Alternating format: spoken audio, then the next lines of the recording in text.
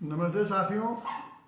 गांव सरकार की 150वीं कड़ी में आज हम आपसे बातचीत करेंगे। देखिए, देखते देखते 150 कड़ी तक हम लोग पहुंच गए। पिछले 2 सालों से ज़्यादा गांव सरकार के बारे में हम लोग लगातार चर्चा कर रहे हैं और मैं ये समझता हूं कि लाखों लोग तक हम लोगों की बात पहुंची और धीरे धीरे गांव सरकार की महत्ता को लोगों ने अब समझना शुरू किया।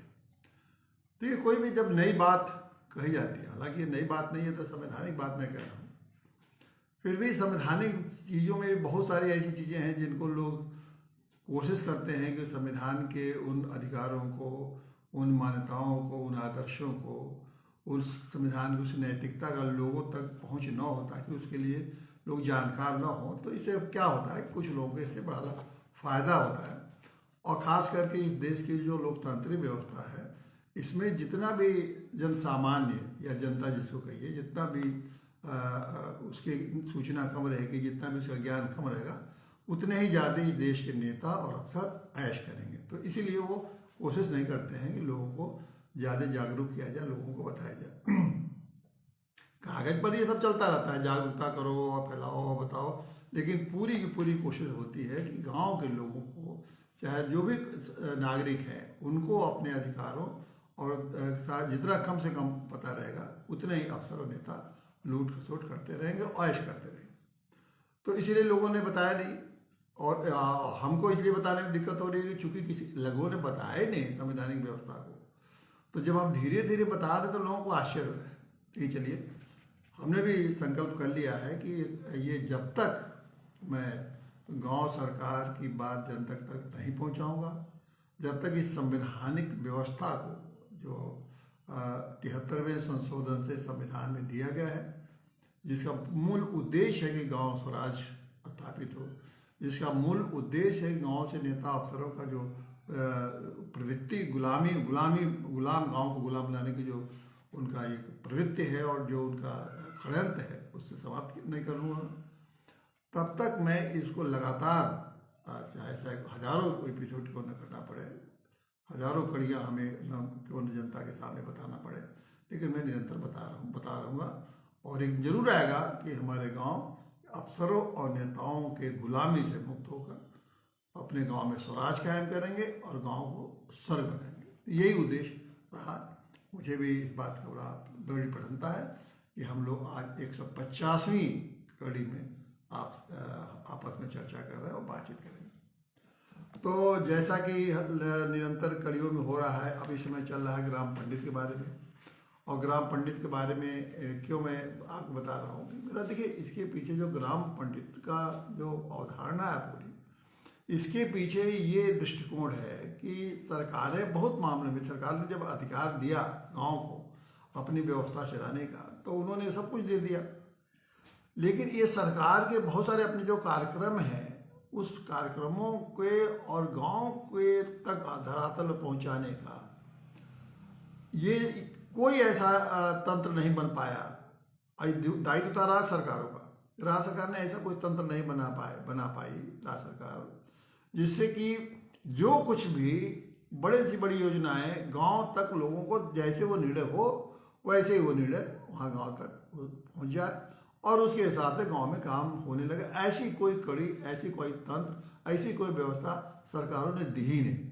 और इसी नाते इसका परिणाम ये है कि कितनी भी अच्छी योजनाएं, कितने भी पैसा उसमें योजनाओं में जा रहा हो, ये सारा का सारा अफसर और नेता मिलकर उसको लूट लेते हैं और गांव तक उसको, गांव वहीं का वहीं सालों साल गांव वहीं खड़ा है, बल्कि उसका धीरे धीरे पतन ही हो रहा है। मैंने कहा गांव को लूटा जा रहा है, गांव की हत्या की जा रही है, ये सब तमाम कड़ियों में मैंने बताया और उसका परिणाम यही है।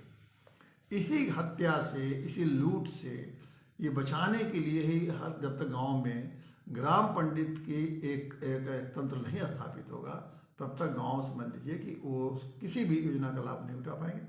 किसी भी गांव के लोग में जो अपनी विकास की प्रवृत्ति है, उनकी अपनी सृजनशीलता है, उनकी अपनी क्षमता है, उसका विकास नहीं हो पाएगा। और ये तो दूर की बात है, बहुत दूर की बात है कि गांव स्वर्ग बनेगा, बल्कि गांव ही धीरे धीरे समाप्त हो जाएंगे। और मैं बता भी चुका हूँ कि ये गांव जो है अब जो बनते जा रहे हैं इस शहरी पूंछ बनते जा रहा है। न वो गाँव रहेंगे न शहर बन पाएंगे, शहर की पूंछ बन के चले रहेंगे। शहर वाले उनको अपने ज़रूरत के हिसाब से गांव वालों का इस्तेमाल करते रहेंगे। और ये आने वाले समय में करीब 1 अरब लोगों के भाग्य का जो निर्माण हो रहा है, जो सरकार के तंत्र जो विकास के जो मॉडल है उससे जो हो रहा है वो यही होने जा रहा है कि 1 अरब लोग करीब 30-40 करोड़ लोगों के लिए उनके सेवक या कहिए उनके गुलाम या कहिए उनके करिंदे उसी रूप में गांव के लोग पूरा जीवन पीढ़ी दर पीढ़ी ऐसे बिताते रहेंगे। तो इसी सिलसिला में आज जो ग्राम पंडित जिस विषय को हमने लिया है वह है ग्राम पंडित पशुपालन। और ये जो पशुपालन है इस श्रृंखला में इसको हम 5वां कड़ी में रखे हैं। और जो संविधान के अनुसूची 11 में जो 29 विभाग हैं उसके क्रम में ये चौथा है पशुपालन।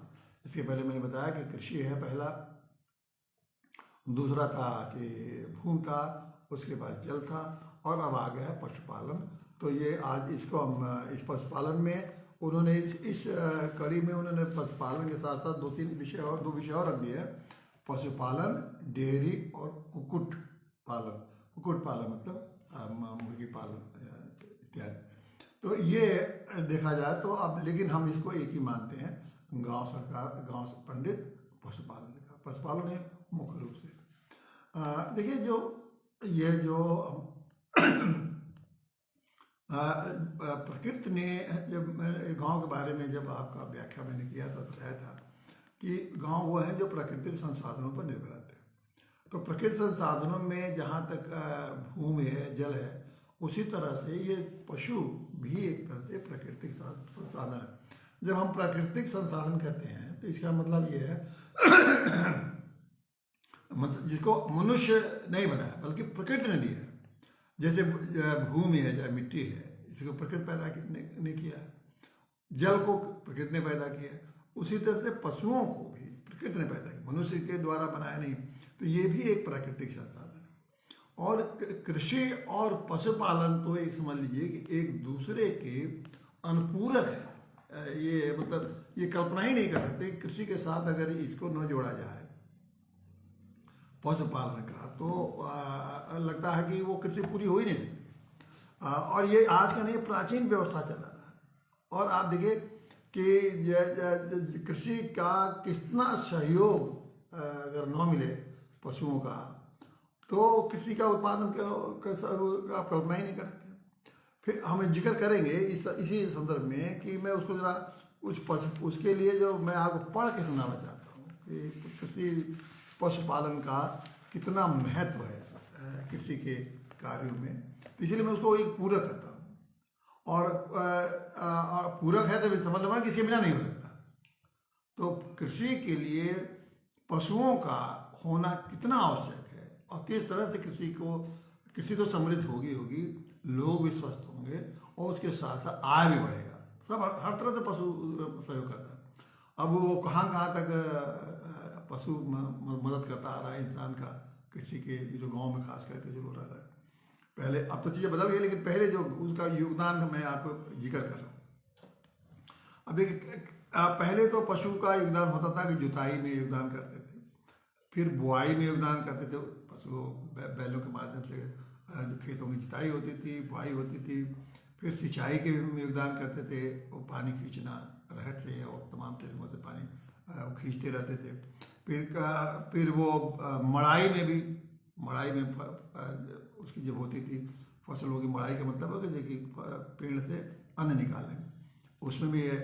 और फिर वो उसके ढुलाई में काम करते थे। तो हर आप तरह देखिए एक कोई फसल खेत में तैयार करने से लेके और उसको अंतिम रूप देने तक, मतलब फसल को अन्न के रूप में निकाल के और उसको ढो के घरों तक पहुंचाने तक में या बाजार तक पहुंचाने में ये पशुओं का काम है। उसके बाद दूसरा इसका महत्व देखिए, पशुओं का खास करके जो गोबर है और खास करके गाय का गोबर, भैंस का गोबर, बैल का गोबर, ये जो गोबर है वो और उसका कितना लाभदायक है। वो तैयार खेती के का वो खाद का काम बनता था होता है। और गौमूत्र तो बहुत ही एक दवा के रूप में गौमूत्र काम करता है, तो गौमूत्र के रूप में उसका उपयोग होता था, गोबर के रूप में हुआ है। फिर कंपोस्ट में बनाने में जो बहुत सारी चीज़ें ले जाते हैं, इसमें थोड़ा गोबर डाल देते तो कंपोस्ट जो बनता है बिल्कुल एक बहुत ही लाभकारी वो खाद बनता है। फिर वो इससे अब तैयार होने लगे जैविक खाद बनता है, जिसमें कि कोई केमिकल नहीं, जैविक खाद का मतलब कोई केमिकल नहीं है, प्राकृतिक चीज़ों से बनता है और उसमें गोबर का इस्तेमाल किया जाता है, तो बिल्कुल एक इतना अच्छा खाद बनता है कि कोई भी उसमें नुकसान करने वाली चीज़ नहीं होती है। और फिर लोगों ने कीटनाशक, अब जैविक कीटनाशक, अभी तो जो भी वो दवा छिड़कना केमिकल कीटनाशक, लेकिन अब इन चीज़ों से गौमूत्र से और गोबर से जैविक कीटनाशक भी बनने लगे हैं। रेशम की खेती में भी इसका उपयोग होता है और मशरूम की खेती में भी इन पशुओं का भी इनकी गोबरों का और इसका मूत्र का इस्तेमाल होता रहता है। अब देखिए कुछ सहायक इसका पशुपालन के कुछ सहायक फायदे हैं। क्या है, जैसे बहुत से भेड़ हुए हैं, उनके ऊन के उत्पादन उन्हीं से प्राप्त होता है। मांस का उत्पादन तो बहुत लार्ज स्केल पर और भारत में तो कहा जाता है कि बहुत बड़ा मांस का ये उत्पादक केंद्र है भारत। फिर देखिए एक पशु ऐसे हैं कि उनका जन्म पूरा शरीर, चाहे उनका शरीर का छाल हो, चाहे उनकी हड्डियां हो, चाहे उनके खूर हो, चाहे उनके सींग हो, ये सब काम आते हैं किसी न किसी खाद बनाने में। और छाल को आप जानते हैं, छाल का तो बहुत ही उपयोग है, पूरा का पूरा लेदर इंडस्ट्री उसी पर पशुओं के छाल से ही चलती रहती है और कितनी चीज़ें छाल से बनती रहती हैं। फिर तो अब इन चीज़ों से जो चीज़ें हैं बाय प्रोडक्ट जो मैं कह रहा हूँ, इन चीज़ों से क्या होता है कि किसानों को आय बढ़ जाती है। जो लाभ लेते हैं वो तो लाभ लेते ही लेते हैं, उसके अलावा लाभ लेने के अलावा किसान इसके उससे जैसे उसका आय भी करते हैं। अब सबसे बड़े जो इसका एक लाभ है जो दुधारू पशुओं का। अब दुधारू पशुओं में कितना बड़ा दूध का उत्पादन होता है, और देखिए मनुष्य के लिए कितनी जरूरत है, अन्न की जरूरत है। फिर उसको स्वस्थ रखने के लिए उसको पोटेशियम, कैल्शियम और तमाम चीज़ें उसको जरूरत पड़ती है, और ये दूध उत्पाद से ही मिलता है। दूध एक ऐसी चीज़ है जो एक तरह से बड़ा उनके स्वास्थ्य को रक्षा करने के लिए बहुत बड़ी पूरक है। चाहे गाय के दूध हो, चाहे भैंस का दूध हो, चाहे बकरी का दूध हो, चाहे ऊँट का दूध हो, चाहे भेड़ का दूध हो, ये तमाम दूध किसी न किसी रूप में लोगों के स्वास्थ्य के लिए वर्धक है और जैसे जैसे जरूरत है वो पूरा करते हैं। और इसे इतना ज़्यादा है कि बिना इसके आप किसी बच्चे को अगर आप दूध न दें तो आप कल्पना ही नहीं कर सकते हैं कि वो स्वस्थ। तो इतना बड़ी स्थिति ऐसी जहाँ स्थिति है, उसकी उपयोगिता के बारे में तो इसका मनुष्य का जीवन बताइए, इनके बिना एक तरह से ये है ना कि रह नहीं सकता। और ये जो गाय भैंस पालने का काम है ज़्यादा तरह से महिलाएं करती हैं, तो महिलाओं का एक तरह से बहुत बड़ा रोजगार का ये साधन भी है।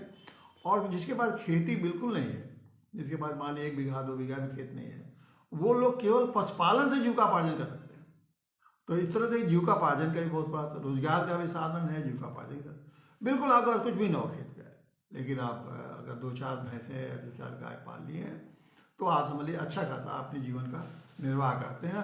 अपने को भी स्वस्थ रखेंगे, परिवार को भी स्वस्थ रखेंगे दूध दही से, और मट्ठा दूध दही तमाम चीज़ें हैं, और उसके बाद उससे बेच के आप अपने घरेलू खर्चे भी आप उससे पूरा कर सकते हैं।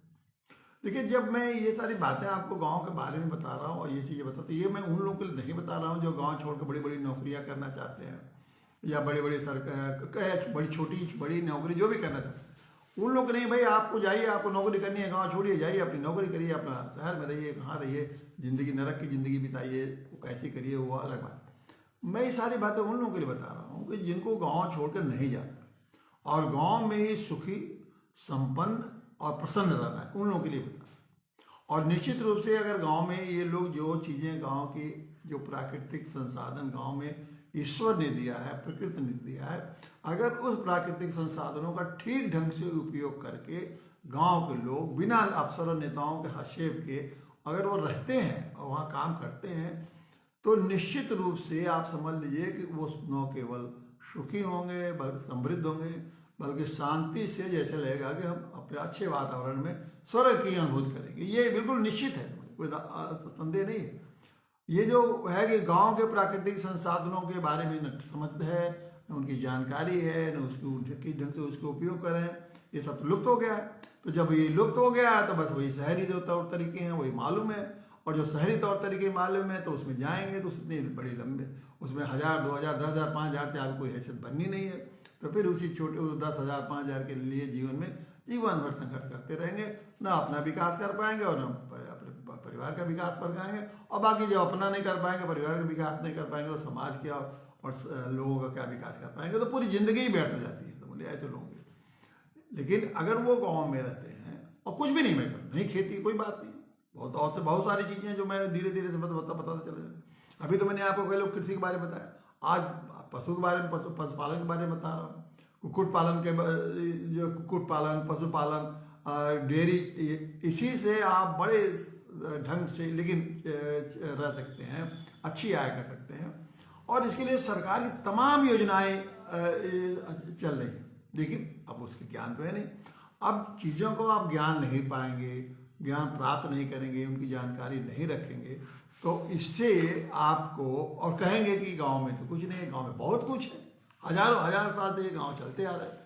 और गांव ही एक ऐसी जगह है जहाँ सब आज जो कुछ है वो कुछ भी व्यर्थ नहीं है, सब आपके जीवन के लिए उपयोगी है और सब लाभदायक है, सब आपको लाभ कर सकता है।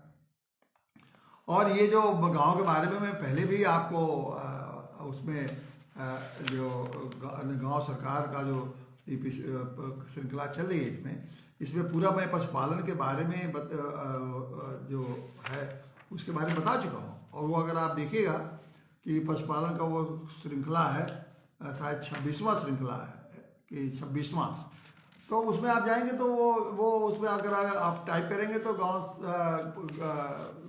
सरकार पशुपालन और उसमें आप डाल देंगे 26वां, तो आपको मिल जाएगा वो कि क्या क्या पशुपालन में हो सकता है गाँव में। वो पूरी एक लंबी व्यवस्था आपको मिल जाएगी कि गांव में क्या क्या हो सकता है पशुपालन के माध्यम से, वो मैं पहले ही दे चुका हूँ। तो उसको आप उसको भी देखिएगा। और आज जो है ये ग्राम पंडित के संदर्भ में ये सारी बातें मैं बता रहा हूँ कि ग्राम पंडित को क्या क्या उसमें कर सकते हैं और किस तरह से ग्राम पंडित इस ग्राम पंचायतों को या गांव सरकार को किस तरह से अपना सहयोग देके पशुपालन को कितना लाभदायक और हर तरह से उपयोगी बनाया जा सकता है। तो ये इसीलिए ग्राम पंडित की जरूरत होती है। और ये ग्राम पंडित क्या करेंगे कि जो केंद्र की तमाम योजनाएं हैं उनकी जानकारी हासिल करेंगे, उनको ट्रेनिंग हासिल करेंगे। और बार बार मैं कहता हूँ कि ग्राम पंचायत इन लोगों को जो तैयार करना है वो ग्राम पंचायत को या कहीं गांव सरकार तैयार करेगी, अपने पैसा से उनको भेजेगी, ट्रेनिंग कराएगी।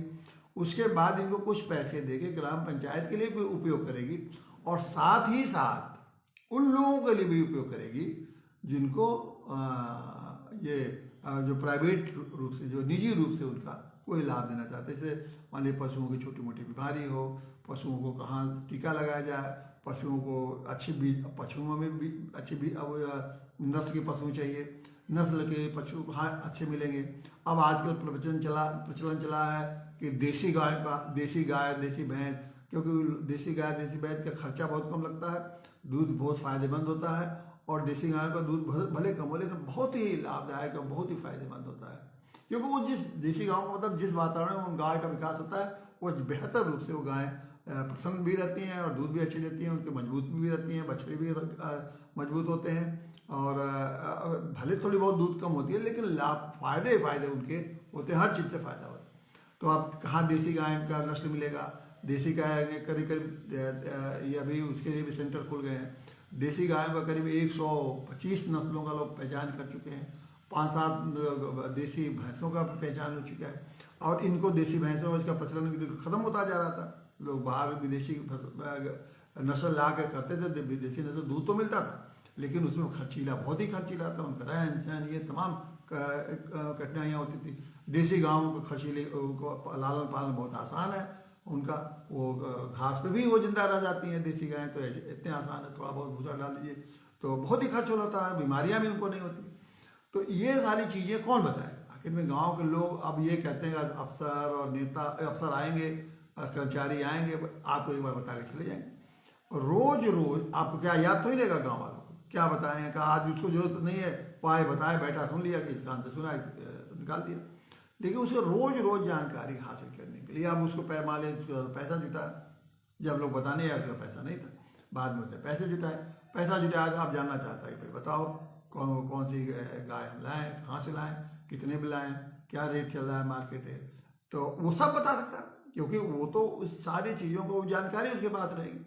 और ये हम नहीं कह रहे बहुत बड़ा वो डॉक्टर और विशेषज्ञ हो जाएगा, मोटी मोटी चीज़ें उसके, और मोटी मोटी चीज़ों के बाद तो वही बता सकता है कि इसकी ज़्यादा जानकारी होने के लिए यहाँ जाना पड़ेगा, ज़्यादा जानकारी के लिए वहाँ जाना पड़ेगा।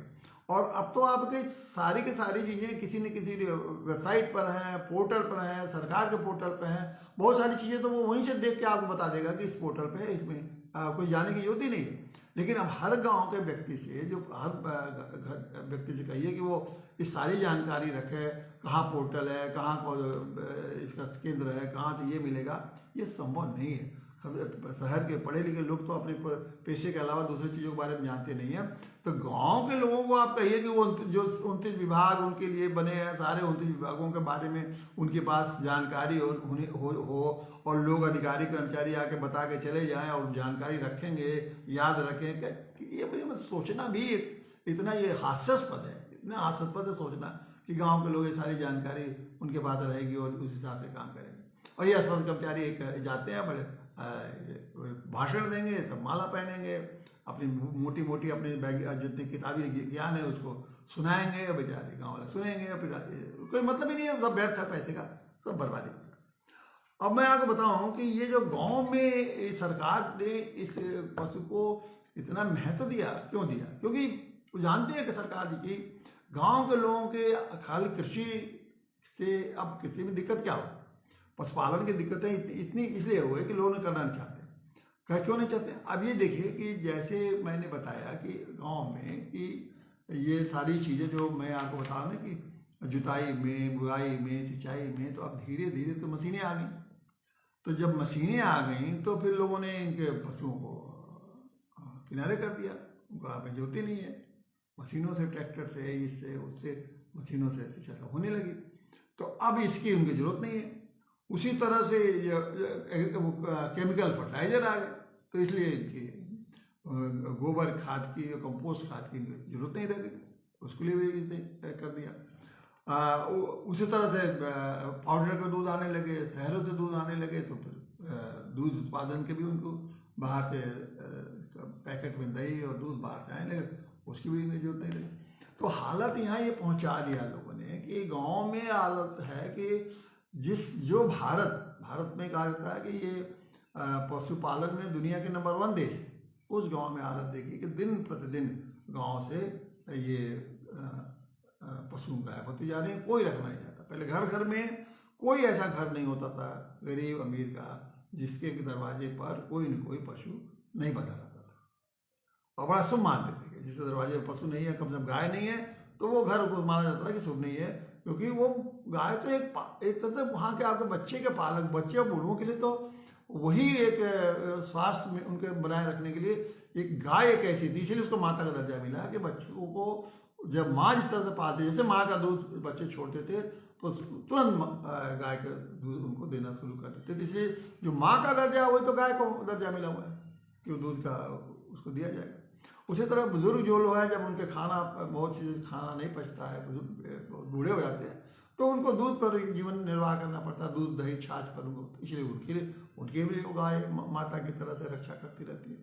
इतना इसकी उपयोगिता है कि आप उपयोगिता के बारे में अब भारत में तो बताने की होती नहीं है, क्या मैं बताऊँ, सब जानते हैं। लेकिन अब मशीनों ने आसान जीने का तरीका हम लोगों ने खोजना शुरू कर दिया, लेकिन ये नहीं जानते कि आसान जीने का तरीका अच्छी बात है, अधिक से अधिक हमें कष्ट नहीं बेमतलब उठाना नहीं चाहिए, लेकिन आसान जीने का तरीका इतना भी नहीं करना चाहिए कि जो हमारी चीज़ें अमृत हो उसको भी हम इनकार करते चले जाएं। तो इनकार, आसान तो जीवन होगा लेकिन बीमार जीवन होगा। आप जीवन को आसान बनाने के लिए बीमार जीवन को आपके तरफ तेजी से बढ़ते चले जाएं। और अब क्या है, गाँव में कभी बीमारी सुनी नहीं जाती थी, इक्के दुक्के लोग बीमार होते थे, और बीमारी जब गंभीर हो जाती थी मरी जाते थे। अब गांव में घर घर बीमारी उसी तरह से जैसे शहरों में जाके भीड़ लगी रहती है। गांव में चौराहा पर डॉक्टर के यहाँ देखिए, झोला छाप डॉक्टरों की भीड़ लगी रहती है। पूरा गांव दवाई खा रहा है। दवाई कहीं दूर दूर तक दवाई की जिस गाँव में जरूरत नहीं पड़ती, वहाँ घर घर दवाई खा रहे हैं। क्यों?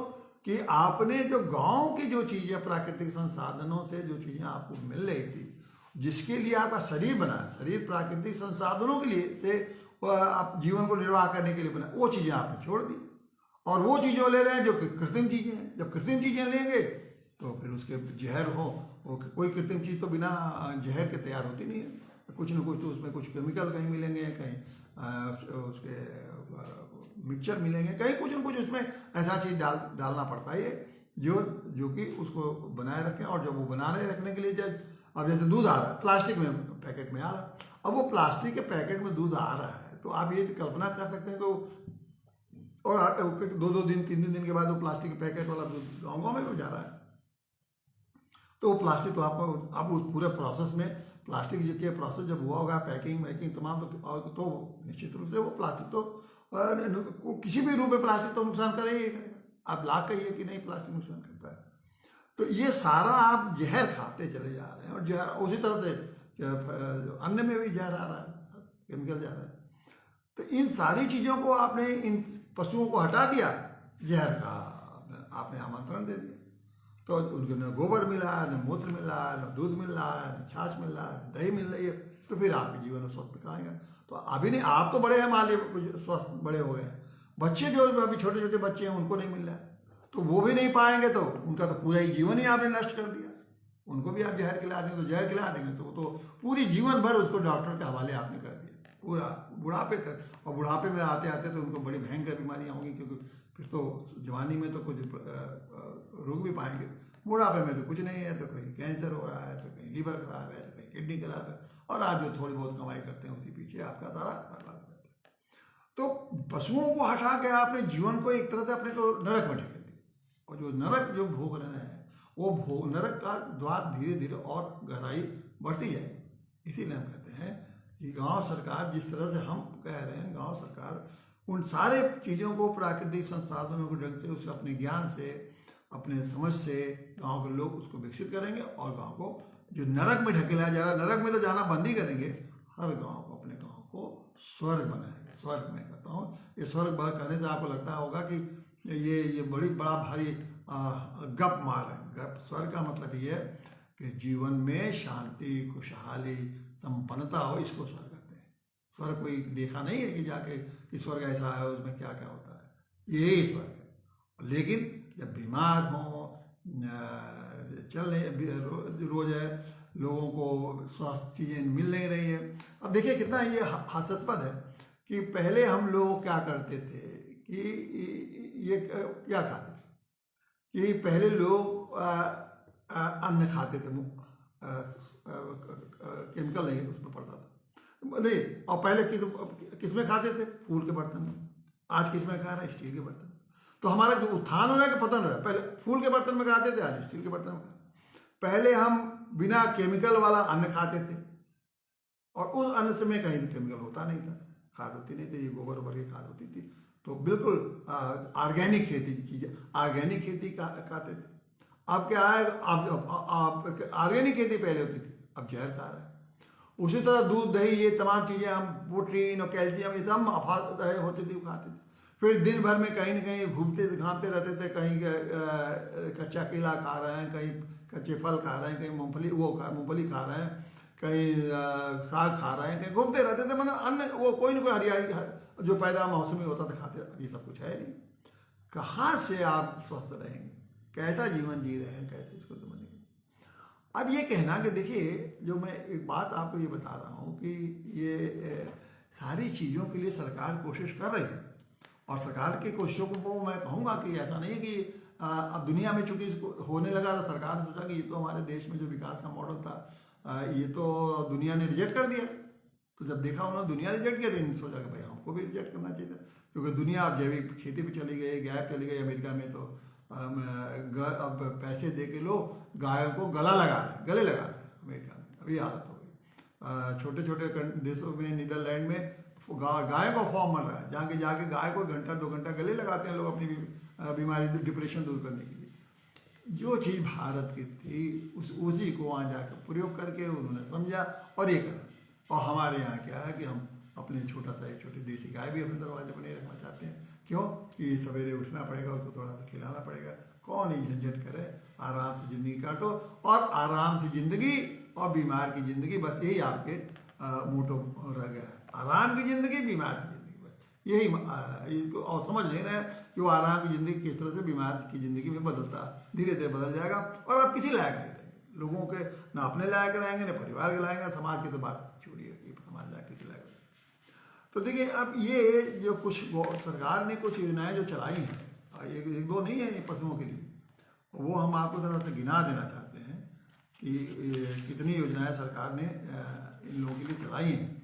और ये सिर्फ पशुओं के लिए चला है, पशुओं पालन। देखिए एक तो है कि राष्ट्रीय गोकुल मिशन, फिर दूसरा है राष्ट्रीय पशुधन मिशन, फिर पशुधन स्वास्थ्य और रोग नियंत्रण, फिर है राष्ट्रीय पशु रोग नियंत्रण कार्यक्रम, फिर पशुधन संगठनों के एकीकृत नमूना सर्वेक्षण, फिर राष्ट्रीय डेयरी विकास मिशन, फिर डेयरी प्रसंस्करण और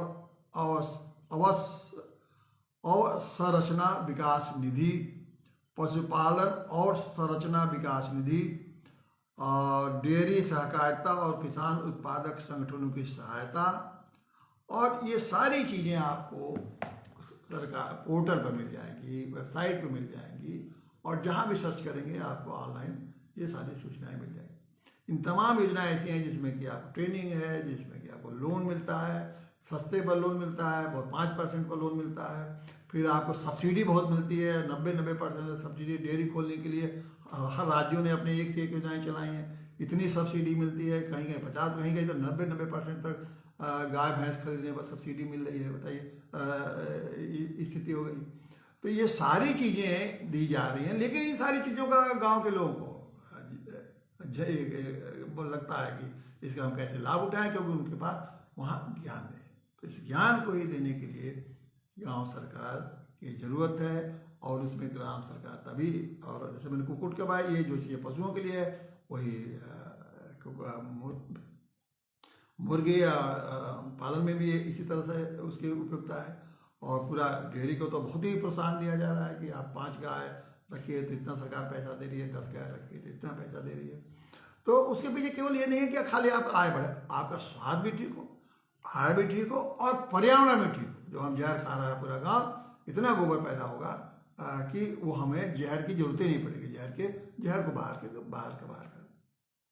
अब एक आखिरी बात मैं कहूँगा, ये बताइए कि जो हम गांव सरकार की बात कह रहे हैं तो उसमें क्या कह रहे हैं? यही तो कह रहे हैं कि आप गांव को पूरे की पूरी शक्ति उनको दे दीजिए, और गांव के लोग अपने हिसाब से अपनी चीज़ों को विकसित करेंगे।